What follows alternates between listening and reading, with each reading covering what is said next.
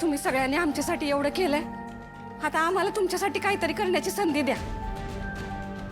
आम्हाला तुमच्या भावना कळतायत, पण म्हणून काय आपण भागूच्या जीवाशी खेळू नाही ना शकत. तुळजा, आत्ता आपल्या समोर भागूच्या जीवाचा प्रश्न उभा आहे, पण तो जालिंदर जर सुटला का नाही तर आपल्या समद्यांच्या जीवाचा प्रश्न उभा राहील. त्याच्यापेक्षा आत्ता आपण समद्यांनी मिळून काय जर करायचा प्रयत्न केला तर काय वाईट आहे. त्यासने काय म्हणायचंय ती तरी एकदा ऐकून घेऊया की. आत्या, या लढाईत मी माघार घेतली तर जालिंदर कशाला त्रास दिला आपल्याला? सूर्या, म्हणजे तू त्या जालिंदरला पुरतसं ओळखलेलं नाहीये. त्याला त्याचा मान जास्त महत्वाचा आहे. आता शांत वाटेल, पण दुसऱ्या मिनिटाला कवाड असेल हे कळणार बी नाही तुला.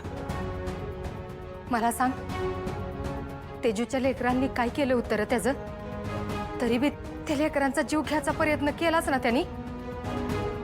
जवळ जालिंदर आहे तवर आपल्या कुणाची सुटका नाही. त्याच्यामुळं जालिंदरचा शेवट होयालाच पाहिजे.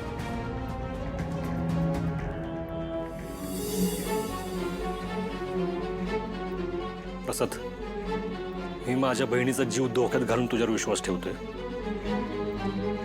तिला काय झालं, तू जर काय दगाफटका केलास तर लक्षात ठेव, मी जसं जीवदान देऊ शकतो ना तसं माझ्या बहिणीसाठी एखाद्याचा जीव घेऊ पण शकतो. दादा, तुमच्या उपकाराची परतफेड नाही होऊ शकत हे मला माहिती आहे, पण या संकटाच्या काळात मला तुम्हाला मदत करायची आहे म्हणून सगळं करतोय मी. आणि तुम्हाला जर वाटत नसेल ना तर मी तुम्हाला खात्री देतो की तुमच्या बहिणीला काय व्हायच्या आधी माझा जीव जाईल. उठ.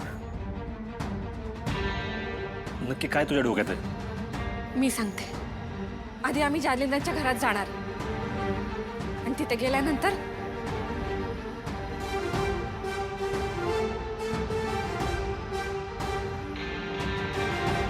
अहो, जालिंदरच्या घरात जाणं एवढं सोपं नाही. अहो, मरणाचं दार आहे ते. आणि त्या माणसाला ना कोणाची दया माया नाही हे माहित नाही का तुम्हाला? दादा, त्याची पूर्ण काळजी मी घेईन. असं पण या घरासाठी जीव द्यायला मी कधी पण मागं पुढं नाही बघणार.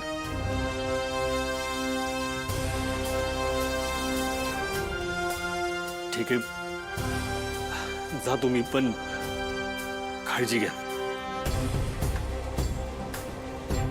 माझी भागवती तैब, तिला काय झालं तर नाही जगू शकत नाही. दादा, काय बी काळजी करू नका. तुमची बहीण सुखरूप या घरात परत येईल याची खात्री आहे आम्हाला.